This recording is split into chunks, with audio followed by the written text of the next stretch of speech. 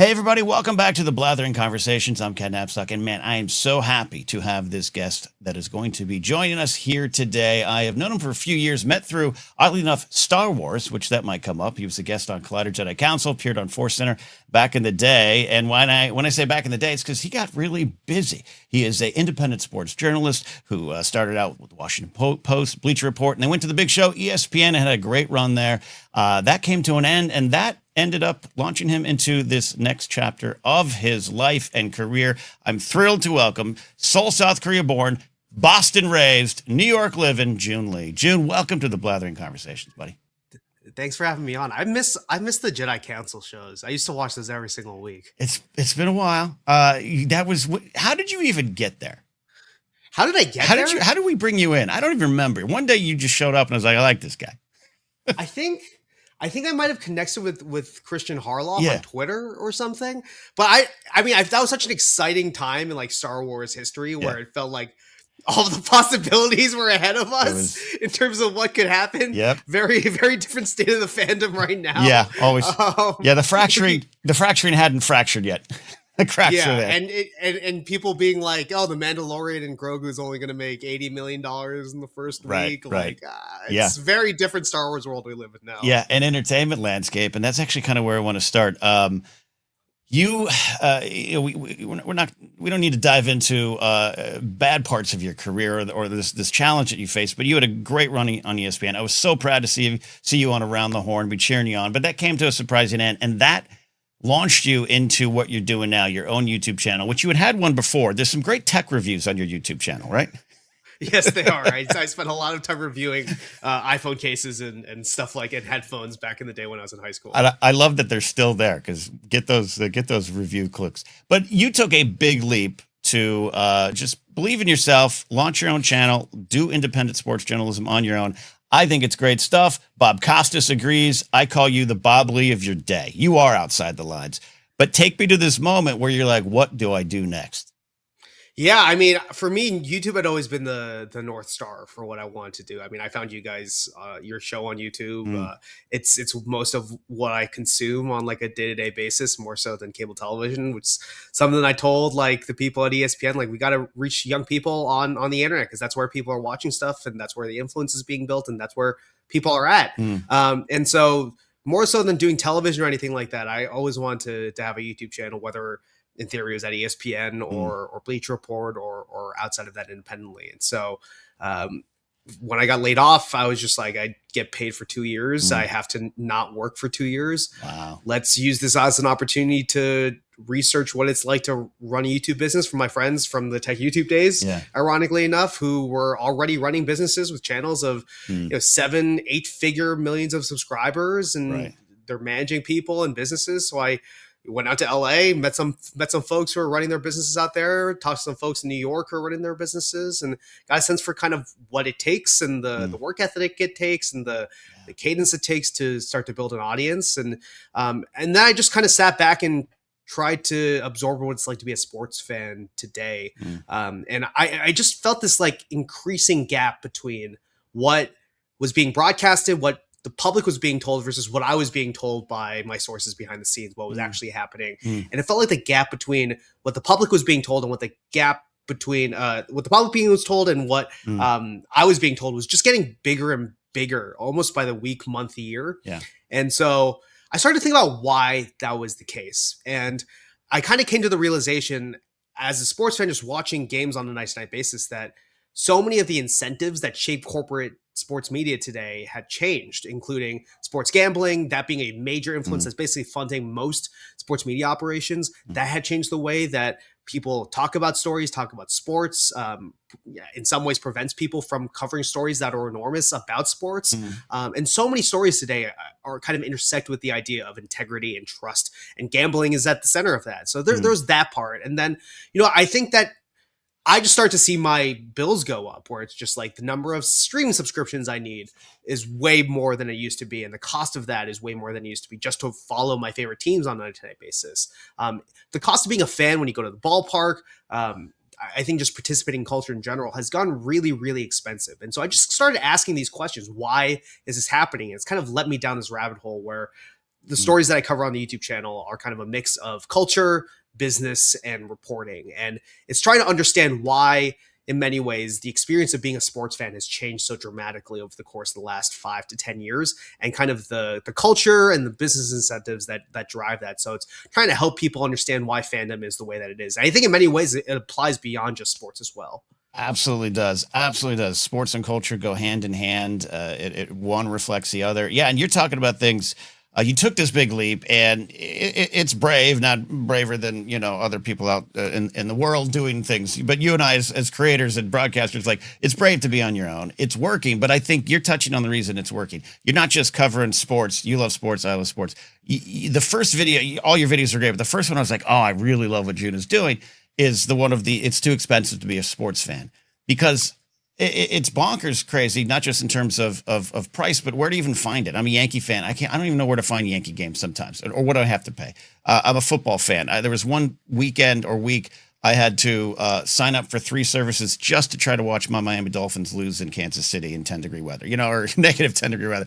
It's frustrating, but I still love it. I still love sports, and I'm still here.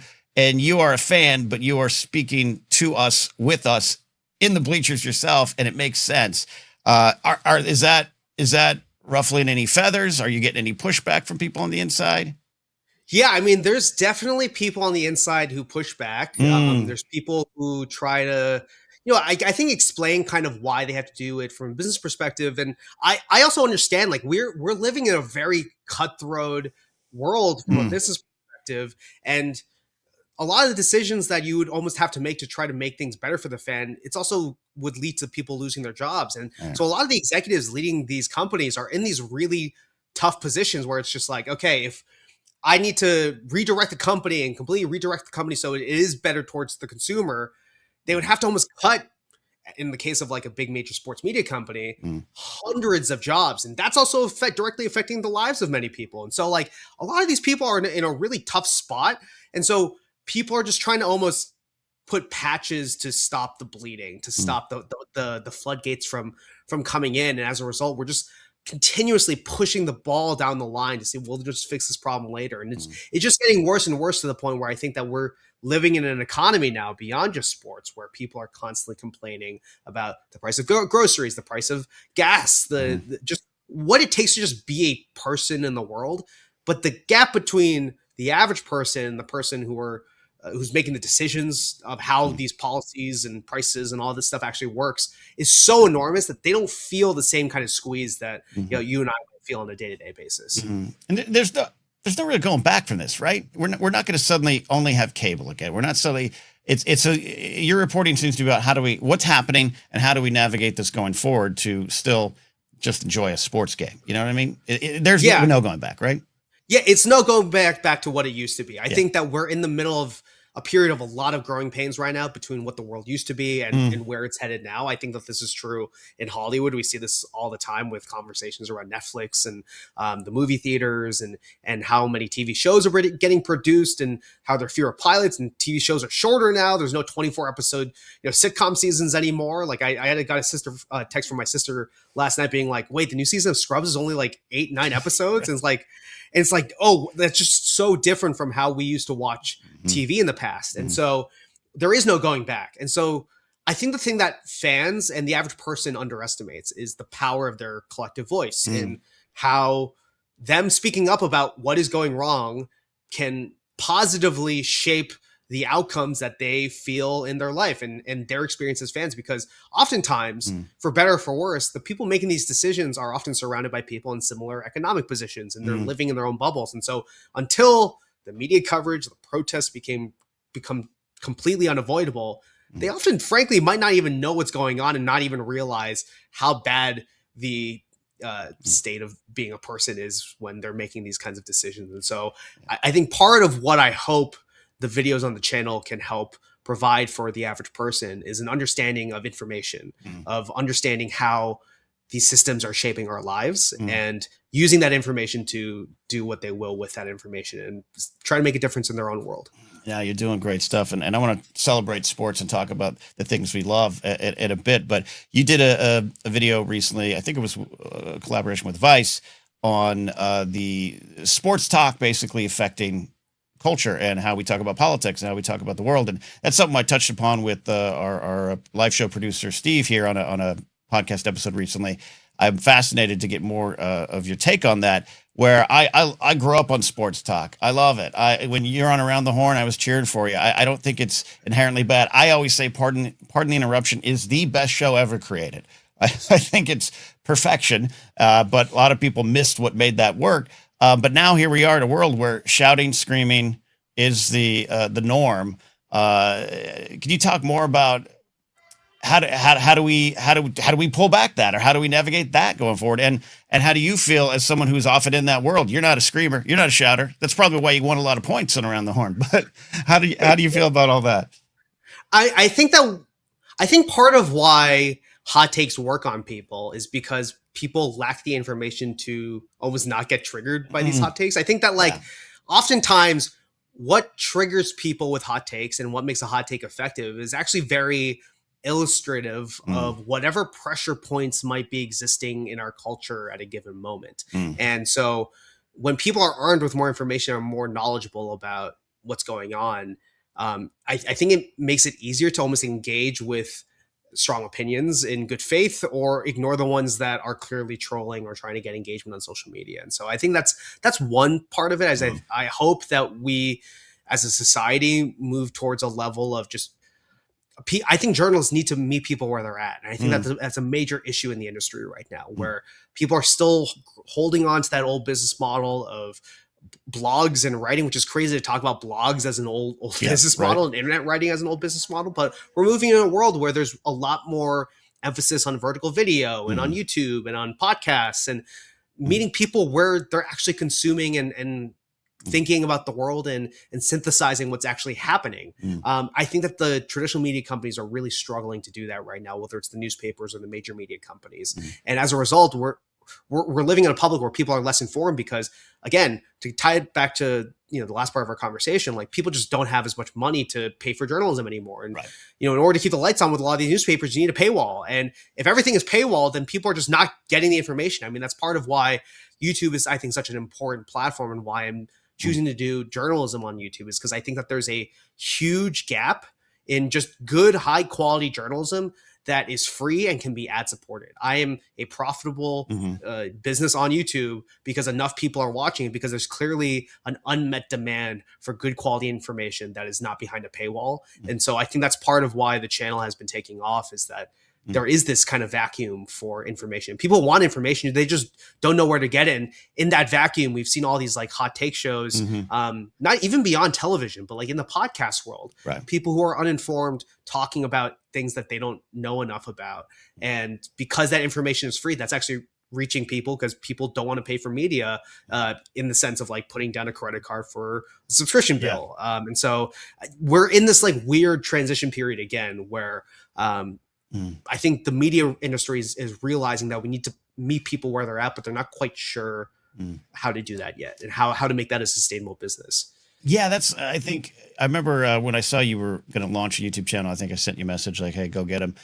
Good job. And your view of YouTube was one that I had not really heard out here in a while, of like, it's not only still going, it's perhaps even more viable. And we are inundated with the clips, the reels, the shorts, the TikToks, and I put those things out there too, and I flip and scroll through them too.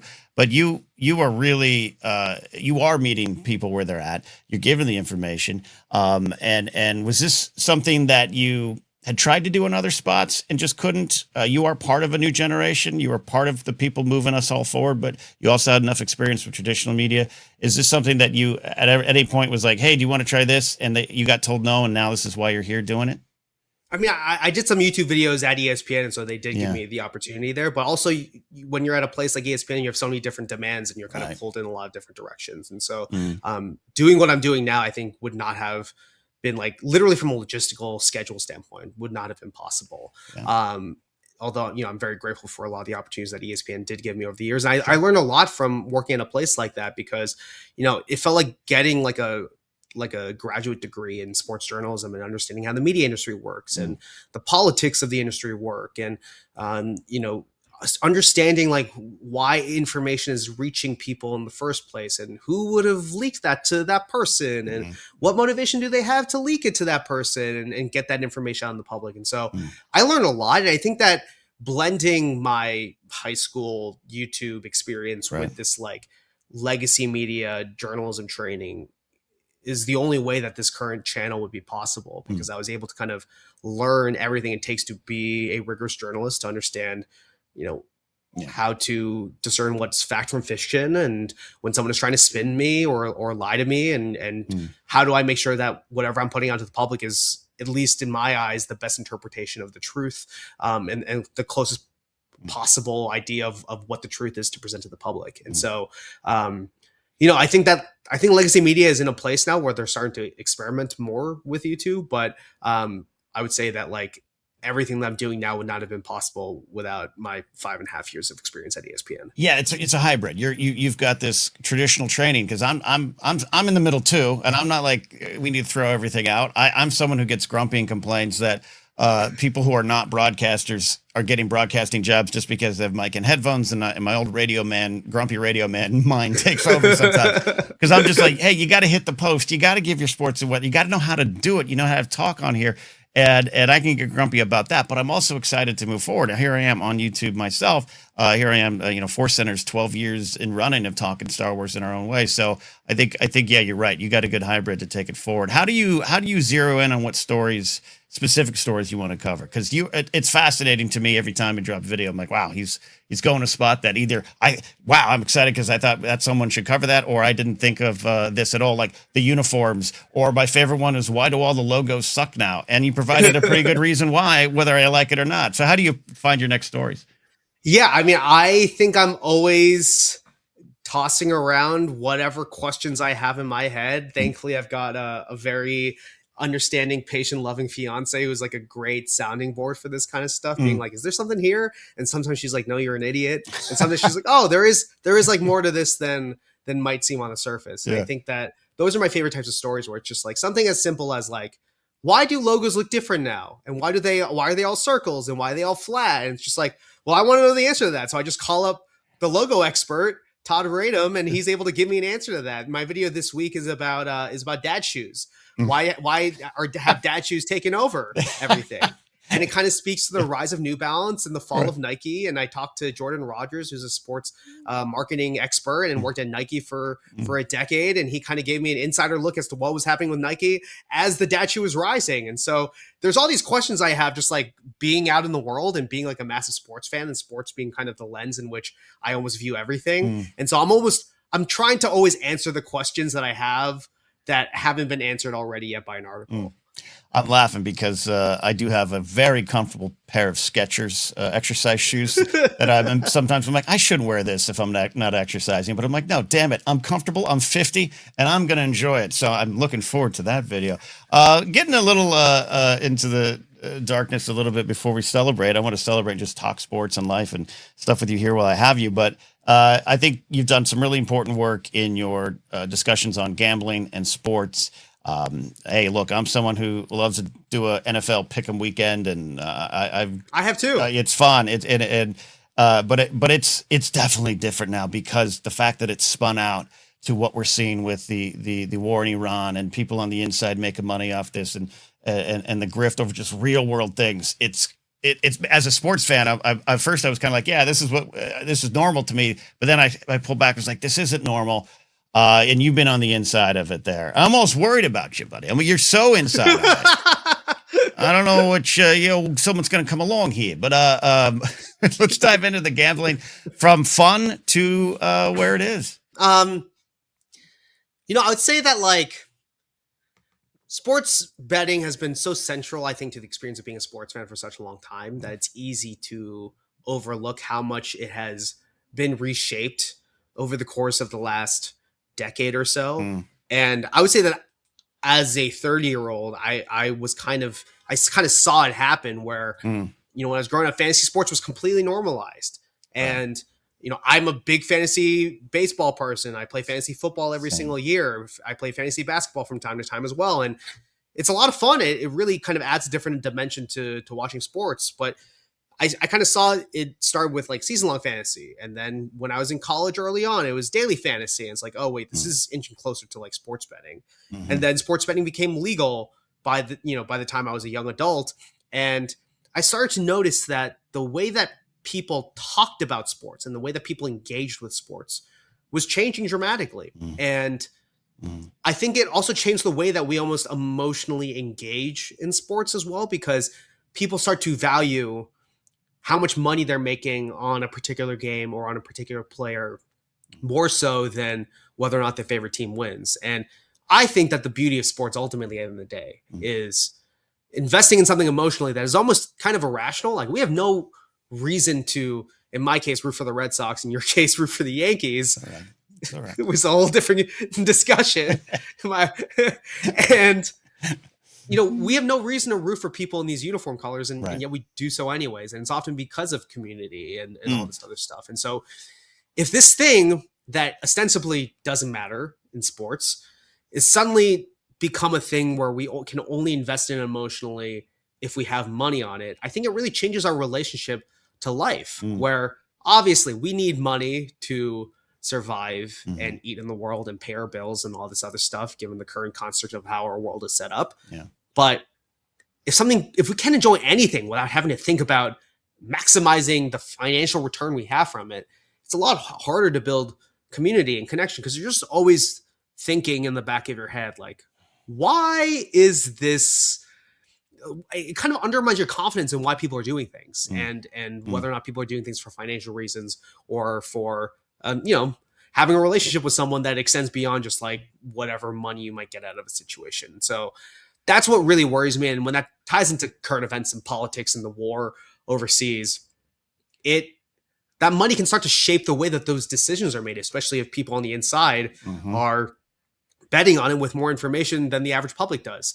And if prediction markets in particular are basically built on the idea that insider trading is the business model, and that the insider trading will elucidate the most accurate information earlier than when the media can, it could potentially lead to situations that might not have happened before, because people are financially incentivized to try to make something happen.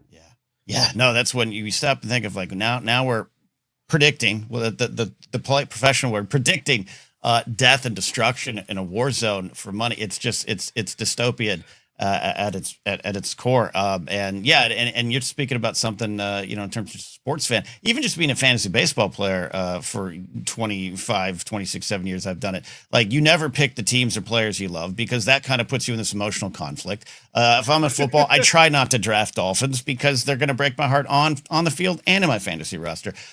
So that's just a simple aspect, but now you put money, you're putting lives at stake. And I love that you talked about it destroys the community of sports. And I was going to ask you, we're both sports fans in 2026. We are both kind of also in the pop culture nerd world with our likes. You love movies, you like listening to BTS, you like all those wonderful things. What do you what good things do you take from sports and sports fanship right now in this modern age? Ooh, that's a great question.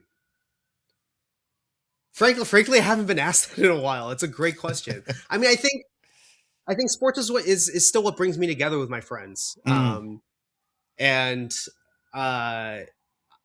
think that it helps me stay connected with people throughout the course of my life that maybe I otherwise would not have a reason to reach out to. I mean, I'm still in touch with people from elementary school, high school, college.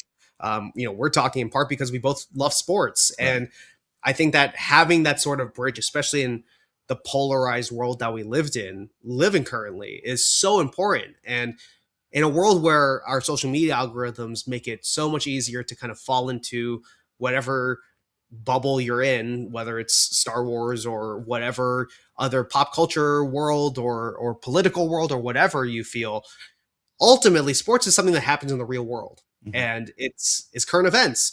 And the two things that everyone can experience in theory, that's happening out in the real world, are politics and sports, because they happen in the real world and they're in front of us. And it's not just entertainment. If you watch a TV show, that's not actually happening in real life. There's a shared experience that people have around it, but it's not necessarily affecting, it's not out in the real world happening to real people. And I think that when you have things that are happening to real people, it's a lot easier to follow things. I think that's why sports are more popular than they've ever been before, on top of obviously sports gambling. Right. But people are looking for something to connect with other people over. And for me, as a first generation American growing up in Boston during the time that I did and becoming a part of the most entitled generation of sports fans ever, it was the way that I just was able to kind of bridge whatever cultural gaps I had with people as someone who grew up in a Korean household and went to school with a lot of American people. And I think that ultimately, like, I owe my entire life to sports, and I would not have it without the passion and care that I have for being a sports fan. Great answer. Great answer. And I appreciate you talking about it like that. Yeah. Sports has, over the course of my life, it has, can have a bad reputation. I was in the sports group in high school, but I was also in the theater group, right? And those two don't mix. And there's so many things. I just grew up with that, and there's a lot of negative things. Very High School Musical. Very. Yeah. I hung out with both groups, and there's a lot of negative things that go on in sports. There's a lot of people I don't like in sports. It puts me in a weird spot where the older you get, like, that roster used to just be a roster of players I had baseball cards of and rooted from a distance, but now I know who they are more than I ever could. Or you find out things later, and it kind of puts me in a weird headspace. But I push past it because I love the sports and I love the community. And I appreciate you talking about that, because it is a connector. There are valuable lessons to take from sports about, it's not about the winning, it's the journey. I think there's a lot of discipline I've learned from it. There's a lot of things I take from it in my own life, but you're talking about that community aspect. Game 7 of the World Series, I was fortunate enough to be watching that with my buddy Mark Ellis and another friend on the porch at the Comedy Store on Sunset Strip. We watched the last 5 innings. Mark got off. What a great place to watch that game. June, it was beautiful. You would have had tears in your eyes. And look, it was tough watching the Blue Jays and Dodgers play as a Yankee fan. But you're at the Comedy Store. That's like one of the best. It's one of the best comedy clubs in the world. Mark got off stage, and it was about the 9th inning, right? So the game, and everyone's starting to gather. By the end of that game, I forget how many innings it went, with Rojas's homer and everything. June, we were spilled out onto the sidewalk and Sunset Boulevard. Everyone watching in unison. Toronto Blue Jay fans there, and I turned around. I said, "Look, I want Mattingly to get a crown too. Let's do."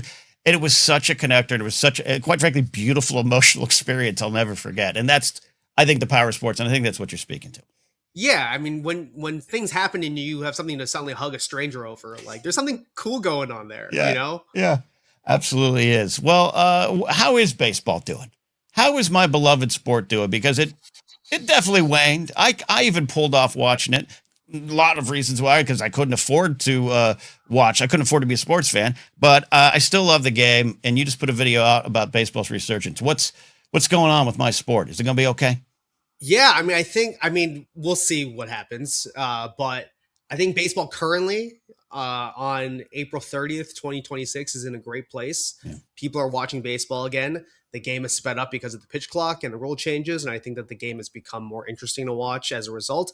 I think we see the sport embrace more cultures than we have before in the past. We have a guy in Shohei Ohtani who is a transcendent baseball player, who's an athlete, who's probably, I would put aside Michael Jordan as a baseball player, like arguably the most impactful figure that the sport has seen since Babe Ruth, in spreading the game and bringing new people to the sport because of the fact that he can both pitch and hit at the highest possible levels. It's truly remarkable to watch on a night-to-night basis. And like I say, this is someone on the East Coast, like he often keeps me up late watching games on the West Coast because he's always a spectacle to watch. I think that those things have made baseball really relevant. I think that people are also looking for something a little bit slower in a world where everything is constantly changing, and baseball kind of ties into this old idea of American culture. Right. And it's kind of a perfect, in my eyes, a second screen experience where I can be scrolling Twitter and then I hear the announcer raise his voice and I'm suddenly watching the game and watching something exciting happening. It's a great, like, visual podcast almost to have in the background. It's going to be interesting to see what happens with this next collective bargaining agreement with baseball, because the economics of the sport are really broken in terms of the current system. And a lot of middle-class players aren't getting paid because of the way that teams churn through these young guys and they're now getting injured at a higher clip than they ever have before. And so it seems like there's going to at least be a lockout. I'm not sure if we're going to lose games, and we'll see what happens. But the sport is in a place where the players and the owners are kind of in a standoff with each other about how to split this growing pot of money. And my hope, fingers crossed, is that they're able to figure it out. But we've seen there's a bunch of existential questions, I think, that are facing the sport from an economic standpoint that have the potential to really halt this momentum. No, that's I fear that too. And, the 94 strike and, how the damage that did. But it always does come back, and it usually does come back on the backs or the bat of one or two people. And Shohei, he on both sides. It's just, I don't think people realize. I think you do. I don't think people realize what we're watching. Right? Like this. I don't know if it's history. Yeah, I don't know if we're all going to be around in 100 years, but this is what will be covered with great enthusiasm still, because I can't even fathom what I'm seeing with Ohtani. It's hard to wrap into words. I mean, you go around Los Angeles, it's crazy how much of a Dodgers town. I mean, LA's always loved the Dodgers, but like the city really feels like it revolves around the Dodgers now in a way that it did not in the past. And I've been going to LA semi-regularly, at least once a year for almost a decade now. The role that the Dodgers play, I think, culturally in the city has shifted a lot since Ohtani got there, and how good the team has become over the course of the last decade. But yeah, I mean, Babe Ruth was the first American celebrity in many ways in the early 1900s. And he kind of revolutionized the way that famous people move in the world. He was this kind of global mythic legend. And I think that Ohtani is almost not a carbon copy, but is an echo of what we saw with Babe Ruth, where he is this like global celebrity in a way that baseball hasn't had since him, and allows baseball to keep up with the likes of soccer, who have Messi and Ronaldo, have people like Kylian Mbappe and Lamine Yamal for this next generation. I mean, basketball has had LeBron James for such a long time, and had Michael Jordan and Kobe before him. And so baseball has struggled to find that transcendent figure. And the biggest one since Babe Ruth has just fallen into their lap over the course of the last 10 years. It's absolutely amazing. I always say, like, when I'm talking about like music, if an artist releases an album at present day, it's hard to kind of see it as legendary because we need time. And I understand that. But sometimes you're like, no, this thing just released is history. It's something, this music is going to be talked about it. And to get that watch Ohtani play, though I have Angel fans, friends as Angel fans, and their heart breaks every fall. Their heart is broken. Makes sense. We talked about generational change. You talk about the sport of baseball growing, making changes, and the pitch clock is something that I was like, it sounds good. Let's speed it up. I do agree with you. It's a great second screen experience. It is pastoral. We should almost play the James Earl Jones Field of Dreams speech at this point in the interview. But I want to talk about ABS, the automated balls and strike. I was against the robots. I've been fighting against the robots. I love stories. You say this as a Star Wars fan. I say this as a Star Wars fan. I'll jump to. I've lost the argument, but my buddy John Kaiser, who was in the Schmout and everything, his father was the late Ken Kaiser, and I always repeat the story John told me of one time in spring training. Don Mattingly comes to the plate, and before the game, Ken Kaiser had said, "Hey, in the offseason, you want to come to my charity event?" And Don kind of, yeah, we'll see what we can do. I don't know if I can make it, Ken. We'll get there when we get there. Mattingly gets in the box. First pitch is a ball, strike one. Second pitch is a ball, strike two. Third pitch is a ball, strike three. You're out. Don Mattingly turns to Ken and says, "Where do you want me? When is the event? Let my people know." I love stories like that. I think that's part of what makes baseball. But I understand at this high level with so much at stake that's not what you want. So I have come around because of what happens in Cincinnati, where every time I see a clip from the Reds games at home and the ABS gives them a strike and they all win like free tacos or whatever's going on and the crowd cheers, I've come around to where are you as a Ute with ABS? I'm a big fan of how they've implemented it here in Major League Baseball, in part because in the Korean Baseball League, it's basically completely replaced the umpire, and the robot is always calling balls and strikes. Interesting. In Major League Baseball, they've maximized this for entertainment value, where it's just there's a strategy around it. And you only have a couple of challenges a game, and you have to use them at the right time, and you get mad at the player if they use it at the wrong time. And so, like, as someone who loves the drama of sports, who covers the drama of sports, the fact that they've maximized it through that is personally what I have enjoyed the most. Is that is extremely entertaining thing to watch happen. Like a few nights ago, one of your beloved Yankees, Jazz Chisholm, did an ABS challenge on a ball that was basically right down the middle of the plate, and that clip is hysterically funny. It is really, really funny. And seeing the Yankees burn away challenge on a ball that was right down the middle of the plate is really entertaining. Yeah. And so that's what I find the most entertaining, because you can still have the human element in all of this. The human element is ultimately what makes entertainment interesting. Yeah, and I appreciate the way they've done it. And like I said, I was very much against it when it was being talked about, and now here it is again.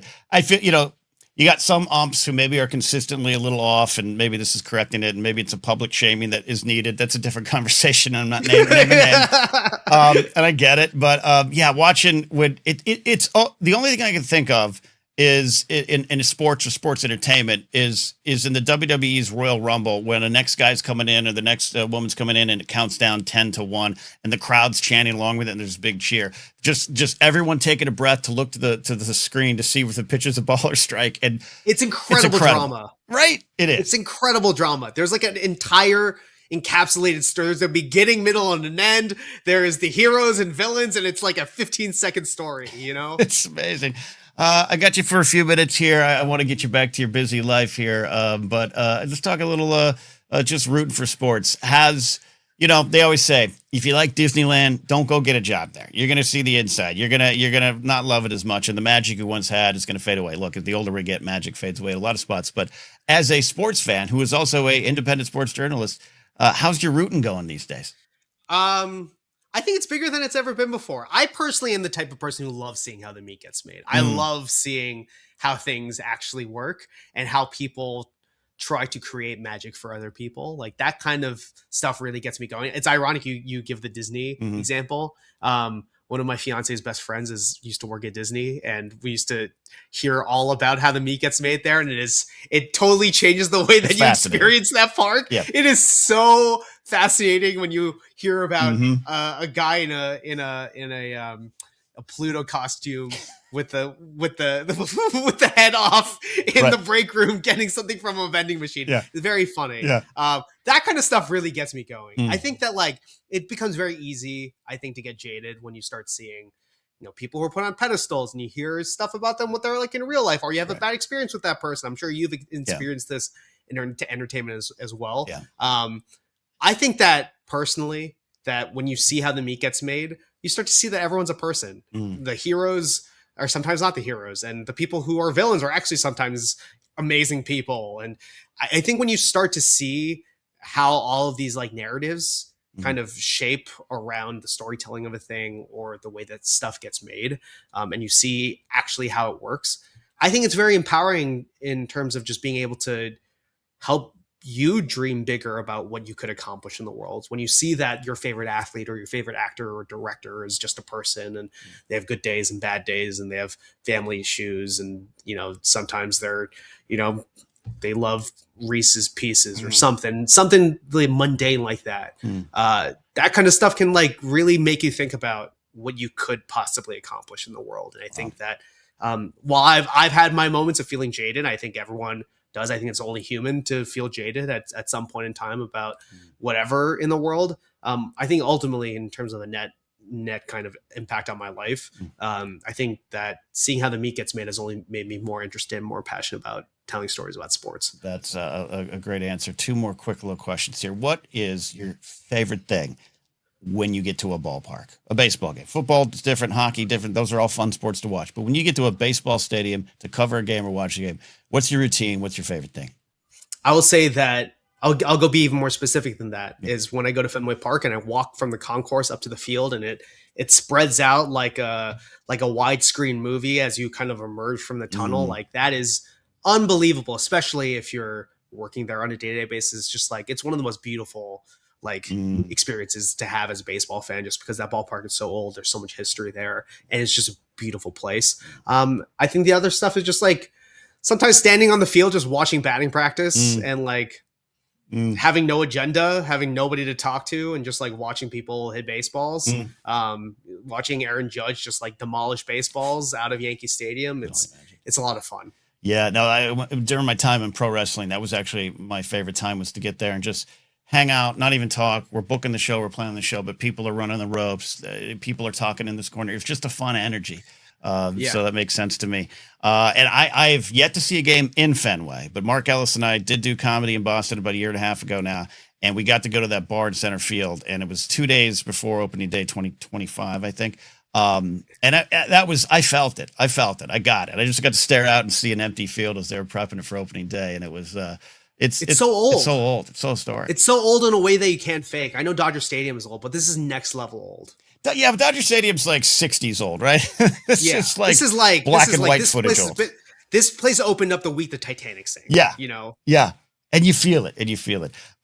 Final thing here. I'm just gonna butter you up a little bit. You're doing some amazing work, and I hope the channel continues to grow and you get to do even more, both on the important side, the poignant side, and just have fun covering sports. How does it feel? You take this big chance, going to the top of the show. You take a chance, and it's a chance. YouTube is not the pot of gold, automatic pot of gold for a lot of folks. It is hard work. It is a grind. Content creation is something that can burn people out. You're taking a risk. It's working. How does it feel? Whether people have positive opinions of him now or not, but for me, he's a legend. When Bob Costas drops your name, tell me how that feels, buddy. Tell me how that feels. It's incredible. I mean, Bob is someone who I've looked up to for my entire sports fandom life.